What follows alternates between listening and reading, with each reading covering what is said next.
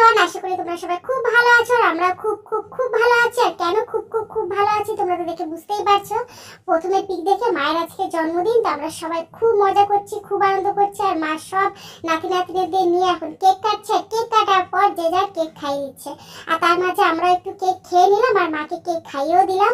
আর ওইদিকে বড় ননদকে মোবাইল থেকে ভিডিও কলিং করে কেক খাওয়ানো হলো। আর এর ফাঁকে একটু আমরা সেলফি টেলফি তুলে নিলাম।